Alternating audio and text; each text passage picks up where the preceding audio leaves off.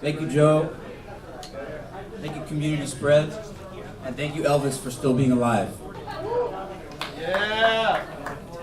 So I got a little bit here. I'm gonna be reading some old stories from an old life. That was super fun. I better start reading it because I only have a certain amount of time before the band starts. So take off my shirt though. Show off my tattoos. Did I say that on the mic? Take your pants off. Shit. Hey, that's too much. Oh man, there's much worse than that.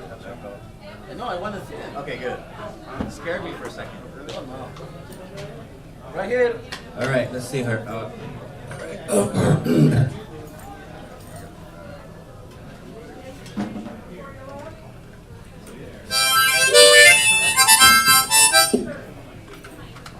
Make sure the dialect is right.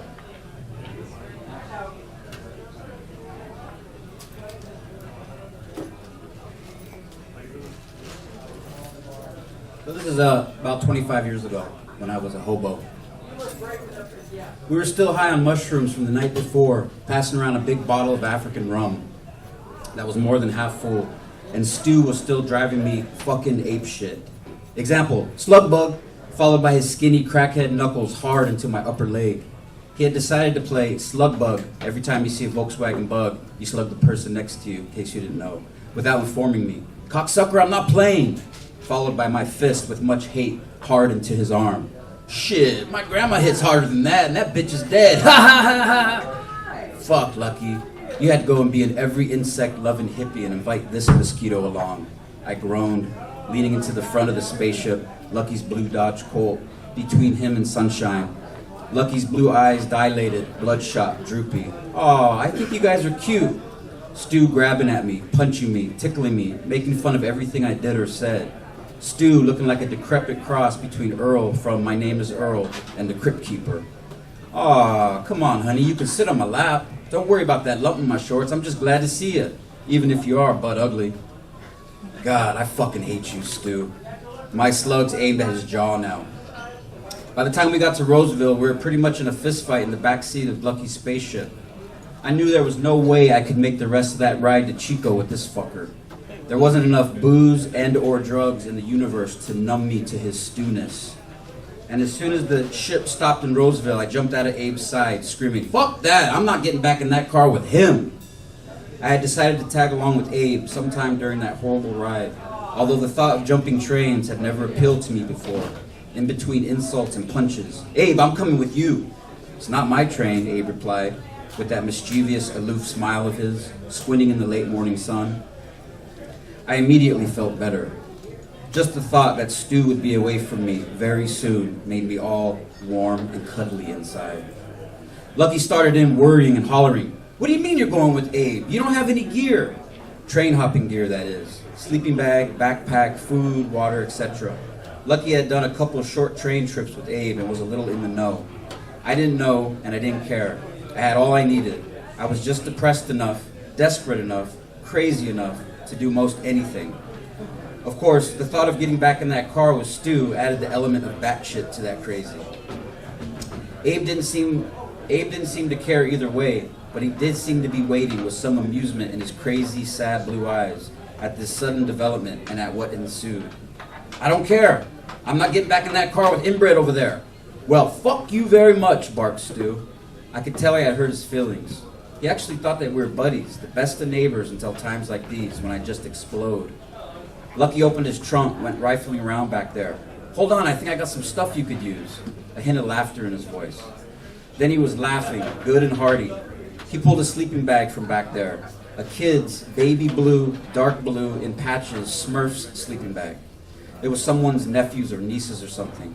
He handed it to me, cracking up with laughter. "You're gonna need something for the nighttime, for when the temperature drops. Tell him, Abe." Abe was slapping his bony kneecaps, covered in forest green faded knickers. Yeah, that's right, knickers. Abe was a hobo of the 1920s, 30s kind, out of context, time, mind, complete with Jeff Cap.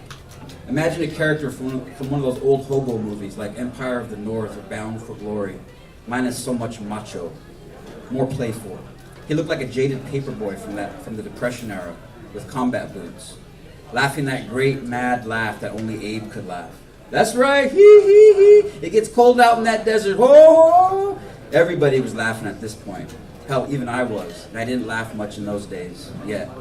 And the silliness just kept coming. As I was folding that sore thumb blue thin sleeping bag with huge depictions of Gargamel, Smurfette, Papa Smurf, and the rest of the Smurf gang, best I could, a roar of laughter came from Lucky, then Abe, who fell in the dirt and squirmed in delight, followed by Sunshine and Stu chiming in, all cracking up now. I looked over to see what was so god-awful funny, and there Lucky stood in the sunlight, holding out what was to be my backpack. A plastic, pink, purple, and blue My Little Pony backpack. Oh, fuck, I grimaced. That's so tough. The only thing Lucky brought up and out of that trunk for me that didn't get everybody laughing was a thick, faded black and gray poncho. Yeah, the good and the bad and the ugly kind of poncho. I had only a t-shirt on, so the poncho was needed. And besides, man, was it tough looking. Lucky stood looking at it in the sunlight like he had never seen it before. Any number of deadheads could have left that beautiful thing there, but I like to imagine that God had put it there, just for me. You know, to even out the ridiculousness with some cool. In retrospect, of course, I do believe the almighty cosmos put the Smurf sleeping bag and the My Little Pony backpack back there too, all part of the show. I put the poncho over my head. It fell over me. Everyone oohed and awed, except for Stu, who snickered, "You're still a pussy." I put the awfully cute, rolled-up sleeping bag under my arm, loosened the dirty pink straps on the backpack as much as I could, getting the thing as straight as possible on my ponchoed back. At a later point in the story, our anti-hero realizes it's easier to put the backpack on under the poncho over it, thus covering the creepy thing. He also realizes he can save a little more face this way. I looked at my reflection in the spaceship's windows, a weirdo, a space cadet of the highest rank. I was as ready as I'd ever be. "Wait!" I yelled to Lucky before he and Sunshine took off, taking that horrible creature Stu with them. "The rum!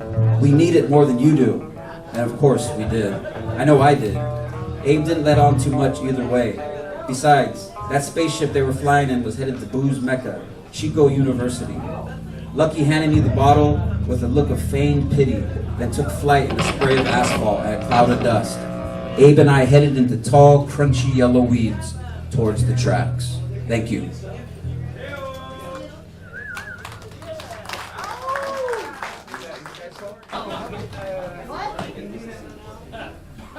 Okay, this is a little bit of my first train ride. 26-ish.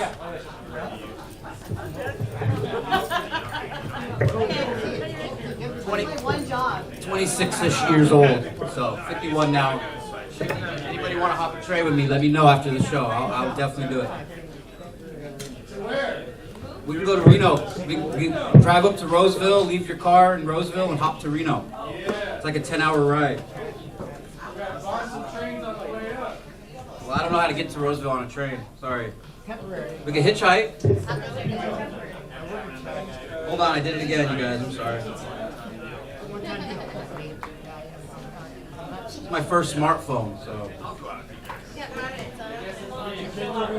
Who's the smart one, right?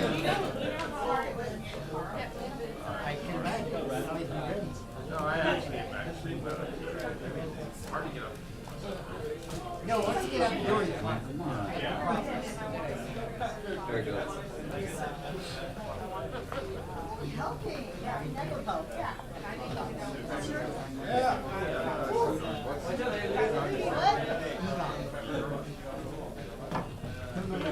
I'm like definitely.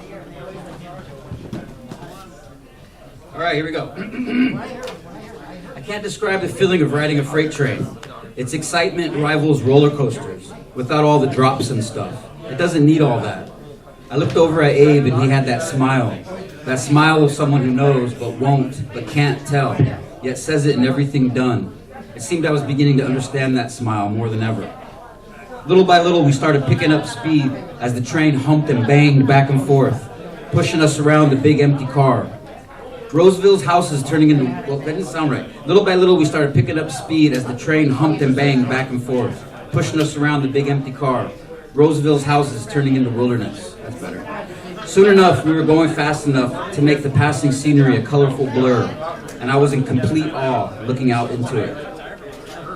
We rode pretty much in silence. You gotta yell to hear each other anyway over the roar of the train.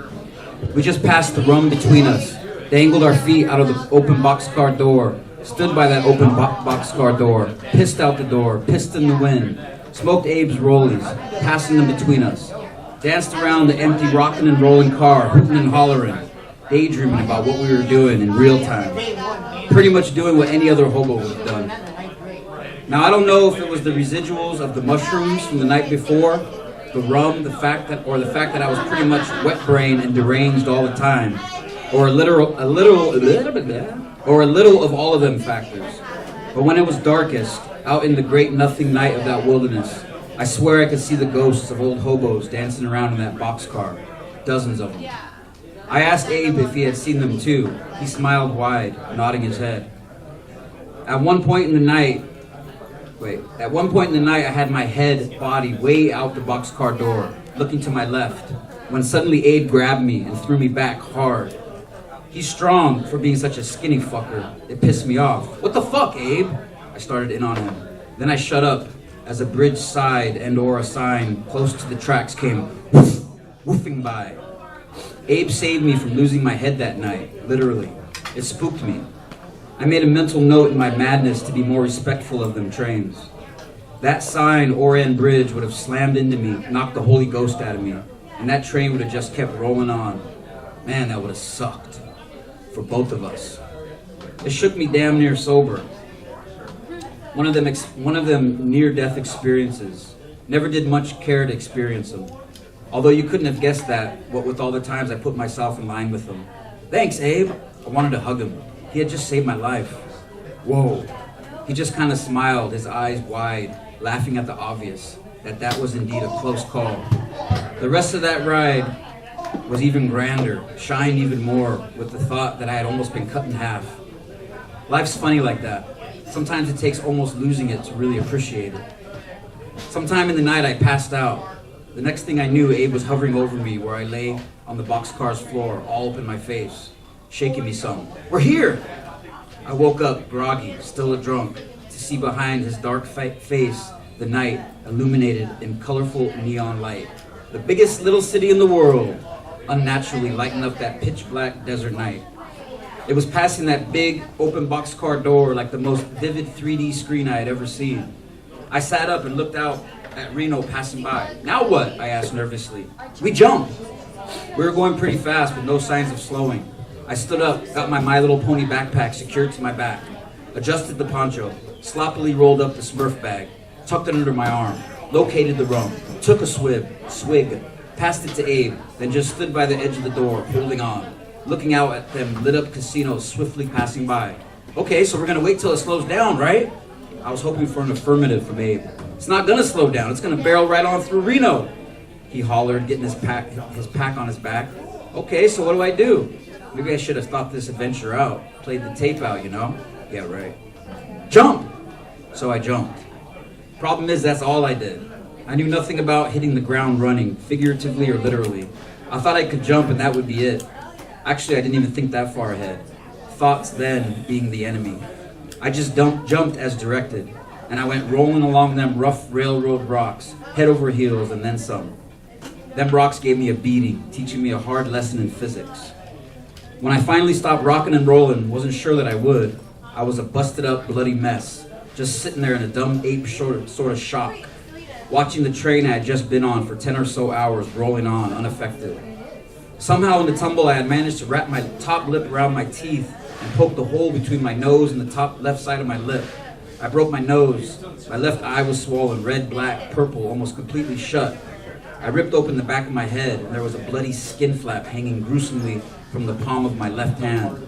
It was my palm, detached.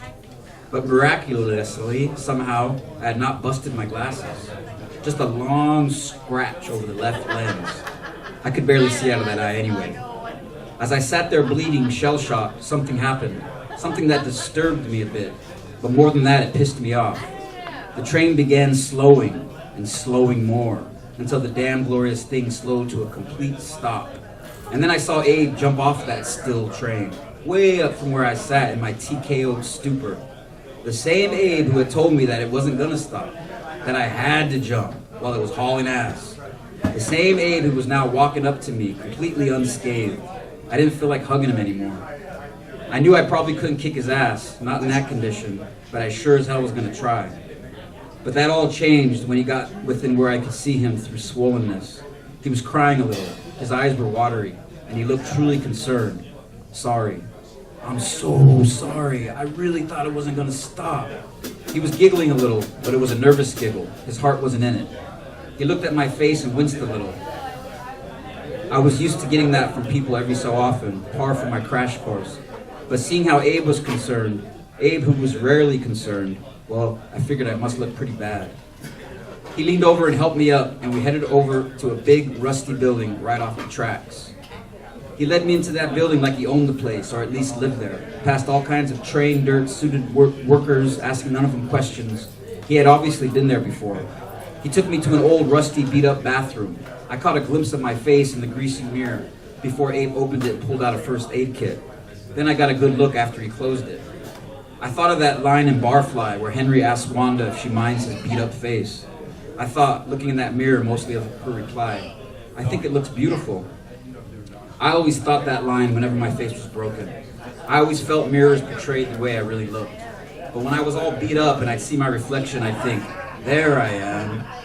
I looked into that train yard's dirty mirror and smiled, proud of yet another misadventure's creation. It hurt a little.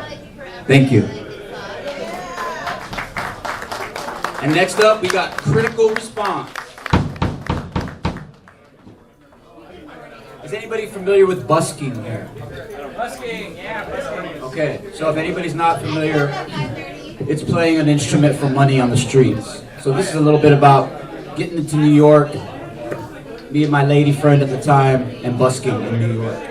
And we met a very famous person, kind of. Anyways, we busk with Ruth's toy accordion in Times Square. There were people everywhere. So many people, all times of the day, night. I don't think I've ever seen so many people, so many different nationalities, languages, walks of life, all in one place. So the odds were in favor of us making that money we needed to make. We'd make enough for some beer, usually a 6-pack of 211 cans.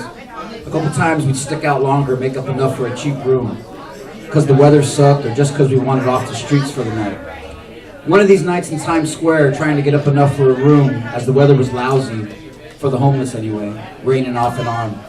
We're out there putting in that extra time to hopefully get a room, some cheap beer that night. We're sitting in front of this long wall with all these wheat-pasted advertisements for plays, shows, movies, etc. all over it. People stopping to check out that wall, them advertisements, would hear our accordion playing, look and see us playing that squeeze box, a hat out in front of us. That hat, green inside, hopefully, with bills, mostly ones. We were getting close to our goal, and sometimes that last few bucks was the hardest to win. Call it a cosmic trick, or our attitudes changing and making it seem harder, or whatever. But there we were, almost there, and it seemed like no one was giving us money anymore. I was playing the accordion and I got frustrated, stopped, and just sat there and brooded for a while. And Ruth didn't pick up the squeeze box. She just hit up folks passing and standing over us on that busy sidewalk. And she started asking this one guy, but she was asking him real sweet, sugar-coated like, asking him real nice and polite. Excuse me, sir, could you please help us out so we can get off the streets for the night? Anything you could spare would help. Her voice sounded like some lost little girl in the rain. It started pissing me off. Usually when we busked, she either said nothing, just glaring out while playing that accordion, barely saying thanks when someone dropped some money in our hat. And if she was asking, it was a begrudging request, forced out of her clenched teeth. But for some reason, this guy, standing over us now, made her just turn into the sweetest of things in need of help. And for some reason, it got me hot. Not horny hot, angry hot. Some twisted jealousy thing. Why was she suddenly giving this guy all this sugar and spice? I couldn't see him, not really, as I didn't have my glasses on. I had broken them somehow in the last few days, drunk, I don't recall. I'm super nearsighted. as you can probably tell, and he wasn't near enough to make out. I figured this guy must look really well off, and maybe my jealousy seed, he's really good looking too. I sat there stewing as she kept up her poor, destitute thing for a few moments, until the guy she was asking replied, and then everything changed drastically. He said, "Well, you're not going to get anything sitting there on your asses." I heard this guy, and he said it in a manner rather rude too. And that was all it took. Now I had my reason. Now I had a channel for the frustrating feeling and jealous angst boiling in me. I looked up to where this blurry, well-dressed man stood a few feet from us. "Something stinks," I said, making sure I was heard.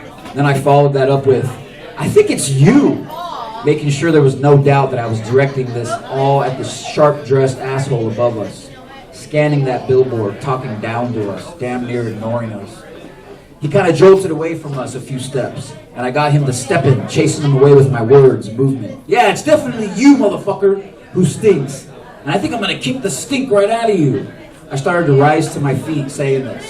And before I was halfway to a standing position, this guy was moving away from us down the sidewalk, keeping up a quick gait.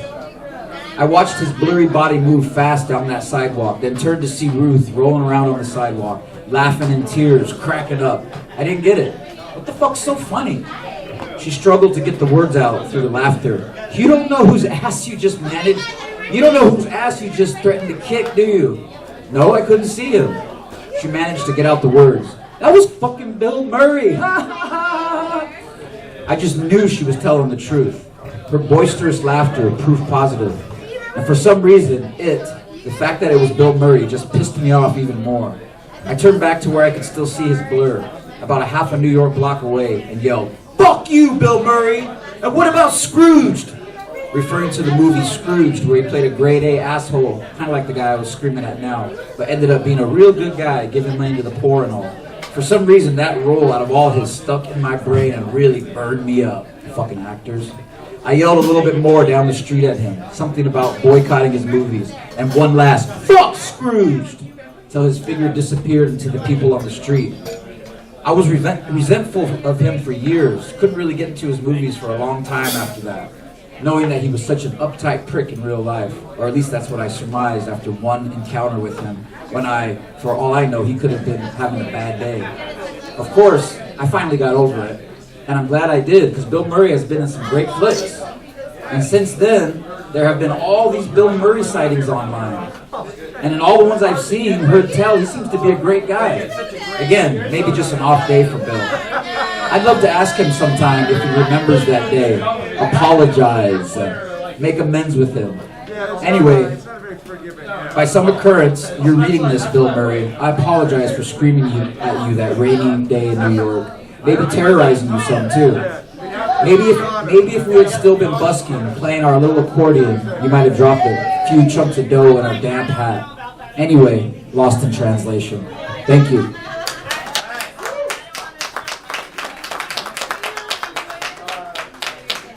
And next up, we have dramatic pause. Fucks! All right, so this is my last one, and I'm going out on a limb here because Paco told me to. So I'm just going to go on the fly because I don't have anything else prepared. I'm going to move around. This involves Joe, our host. It's a really shitty story, so if anybody doesn't like shitty stories, then you might not want to hear this. I like shitty stories. All right, thank you. So, years ago, like, again, back when I was a total asshole, back in my 20s, I'm like 51 now, so don't think this is any reflection on me now. I'm like I'm half the ass I used to be. Thank you, all right, there you go. All right, we're off to a good start. Let's just end it there. All right, I'm gonna do this. No sense. Yes. That was the best reaction I got all night. Fuck. All right, so I was a shitty drunk back in the day. Okay, this is kind of like a rite of passage I'm doing here. Don't lie. So one day I was drinking I don't know if anybody here is familiar with the Rock Gardens practice studio. Back in the day, Chuck remembers. So we were. I had 3 different rooms. 3 different rooms. This guy. Oh, by the way, this guy. I don't know if you guys ever heard of his band Ringworm back then. Yeah. Holy shit! To this day, like it's one of my favorite bands. Anyways, so we were drinking in a mutual friend of ours. Me and my friend Pat. We were drinking in a mutual friend of Joe and I and Chuck and everybody. And his name was James Lavigna. Anybody know James? For James. All right. So he had a white Dodge van, right? Okay. So Oh shit! What do we call that? man on the street. Mr. Color TV. Is that what you called it? I didn't know that. I was too drunk. It's Okay. not automatic. I just remember it was white, and we used to drink in it and listen to Jawbreaker all night. Okay. So we were sitting there one night listening to Jawbreaker and you know just getting fucked up. Back then I used to just like black out. That was like my goal, right? And I got there, and then I came back, and I got there, came back, and you know I kept going. And somewhere in the night, James disappeared, probably during the blackout, and it was just me and Pat. And I just, you know, I had the shit really bad, like one of those like really bad, like drinking for 3 days kind of shits. And I had to puke, so I was just like, this sucks. This is a problem, right? And so I opened the door. Well, no, Pat opened the door. He said, dude, go out, because he saw me.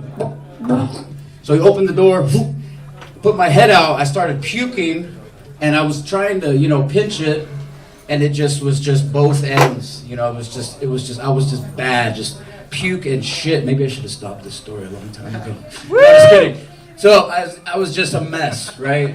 And then I don't remember. I think I passed out of that from like a shock to my body or something. And then pick. No, right? Well, that's coming. So I don't remember much after that, but I do remember somewhere in the night, Pat woke up because of the sheer stench in that van. And he was like, oh, fuck, Rich, goddamn, dude. And he opened the door and he started puking. It was like Jackass, way before Jackass was a show. And he was just puking out the side of the van, and I was just like, oh, I'm sorry, dude. I feel like such a fucking asshole loser. I was just sitting there in my waist, just like, oh, I'm sorry, dude. Right. By the way, I don't drink anymore. You might get why during this story. So anyways, the next day comes around. Pat's gone. I don't remember when he left. I passed out, and I wake up in it, you know, and it's still wet, you know, and I just something in the back of Sean's, James's van, like a blanket or something. I don't know. There was stuff back there, and I just wanted to crawl into a hole and die. So I just like put this stuff over me, and it's like I'll just lay here forever, you know, like fuck this. Life sucks, you know. I was like 25 years old, and so passed out again. And then it started getting hot in the van, and I was like, I don't care. I just took the stuff off. And then somewhere in the afternoon, I hear keys in the door. And I'm like, oh my God, no. So Joe jumps into the passenger seat. Yep. Joe jumps into the passenger seat, and James jumps into the driver's seat. And the first thing I hear, like within like seconds, is like, oh fuck, what's that smell, dude? Right? And I'm just back there trying to hide, just like, oh God, I hope they don't see me, right? So Joe throws back his skateboard. He doesn't know I'm back there. Now, like I said, I'm already just like at the bottom. Joe throws his skateboard back, and it hits me square in the head. Boink! And I'm just like, oh, fuck! Remember that? And he's like, oh, shit, Rich, you're here. I'm like, yeah, oh, shit is right. You know? And he's like, oh, dude, I'm sorry. And these guys are such fucking sweethearts, man. They were just like so nice. They weren't like, oh, dude, did you shit yourself? I'm like, they didn't say none of that. They're just like, oh, well, dude, we got a show today downtown. And I'm just like, oh, well, just drop me off in the fucking gutter. I don't care. Like, James is like, James fucking, he knows how crazy I was. He drives me to his house. He gives me his keys, and he says, go ahead, dude. Like, go in the house and fucking clean up. And I'm like, oh, God, I love this guy, right? So I go inside. I get in the... They leave, you know, to go take their instruments to the show or whatever, pick up instruments. I go inside, I get in the bathtub, and it's just brown. As soon as I sit down, it's just like, and like little flecks. I'm gonna get real descriptive. Little flecks like coming up to the surface. And I'm sorry if anybody's eating, by the way. And I'm just sitting there like, oh, this feels good. You know, like, oh, nobody's here. This is just me in my shitty bath, right?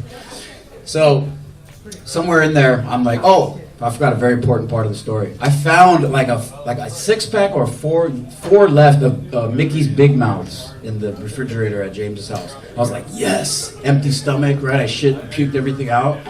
Started drinking that, got drunk immediately, and I'm just like in the bath drinking Mickey's, like feeling like, okay, you know, life's not too bad, right? So all of a sudden I hear keys again in the door. I hear the door open. Fuck, man, you know, and I hear a woman's voice. It's James' sister comes in, and within seconds I just hear, "What's that smell?" And I'm just like, "Oh God, please." You know, and then I hear this dude's voice. I don't know if it was a boyfriend or what, but he's like, "It smells like cat shit." And that, for some reason, that always sticks into my head. Like, why did it smell like cat shit? Like, I guess it's because like a cat shit has like a vinegary smell or something. Ammonia, yeah. I guess after all that time or whatever, right? So I'm sitting there in the bathtub and I'm like, just leave, please, leave me in my misery, right? So finally they're just like, oh God, it's just cat shit everywhere. Like James doesn't, she starts bitching about James, you know, and everything, and they leave finally. I'm like, thank Christ, right? So I get out of the bath, and I swear to God, I really tried, because I felt so like bad, and I tried to take every little fleck of poop out of the little drain, but it was one of those drains where it's not just a hole, it's like the grate. So it's hard to get it out of there, you know, and I'm just like, I did the best I could. And I'm getting sober now too, so I go, fuck this, I gotta go. So I leave, and I got this plastic bag. We're coming to the climax, you guys, so pay attention. So I got this plastic bag with my 25-year-old diaper jeans in there. I mean, there's just this like mess of like light brown in there, like just a fucking, right? That's the only thing I can say. It's like liver. What's that? Liver. Yeah, exactly. Yeah, it's like a liver, like, yeah. It's just all wet in there. It's 25-year-old diaper in a bag. So I'm walking, right? Okay, and back then, I had a real problem with police. Now, I'm like the Bob Dylan song, you know, like, what's that line? He says, and the cops don't need you, and man, they expect the same. Right? That's me now. It's like, you do your thing, I'll do my thing, just stay away from me. But back then I was like, fuck you, Nazi! Right? So I was in jail a lot too, that's a whole other thing. So anyways, I'm walking, and I'm just like, oh, like Charlie Brown to the 10th power, you know? Got my shitty jeans, and I see a cop car just sitting there by its lonesome, right? I swear to God, there's nobody around, just this fucking, just beautiful San Jose PD cop car. And I'm just looking, and like, this is a once in a lifetime, you know? So, for a guy who hated cops, okay, I don't hate them anymore, I just seem to feel better when they're not around. So anyways, so I get the bag, and I just, and it was lovely. It was like a work of art. It just all over the windshield of this cop car, right? And I was like, oh, I was so happy. I was like, yes, I can tell all my friends this, right? But then, like in the Bible, it says, no rest for the wicked. Within fucking, I don't know, a minute, I was like, fuck, man, the next person that this fucking cop pulls over, you know what I mean? Because he has to clean all that shit off. He's not going to be nice to that guy, probably. So I was like, fuck. So I'm back to like, kind of like, and then, shit, was there an end to this story? So then I go down to the show. It's kind of an unclimactic ending. So then I go down to the show. Ringworm is playing, and Betty's Love Child is playing. And this was at, it was on First Street, and it was like this hall by the billiards. Maybe it was the billiards, before it was the billiards. It was a big empty space. It was awesome. It was downstairs. Yeah, you remember? You guys played so many shows. So they're setting up. I'm, you know, and I don't know how I was getting drinks. Like back then, we would get drinks somehow, and like, you know, I'm feeling good now. I'm drinking. These two of my favorite bands of all time, not just because they're my friends, are gonna play. And I just thought when they got on the mic, fucking James gets on the mic and he goes, my friend Rich is here, and I'm just cringing. I'm like, oh my God, he's gonna say that I shit myself in his van. So I'm just terrified, and he goes, shout out to Rich or something. And I think he was fucking with me, basically. He didn't say anything about it, and yeah, that's it. I think I'm gonna be in my car on the highway, and I'm gonna remember there was an ending to this. But this is on the fly, you guys. So thank you. There's my shitty story. One of many. Thank you, Joe. Thank you to all the bands. Very shitty, very shitty.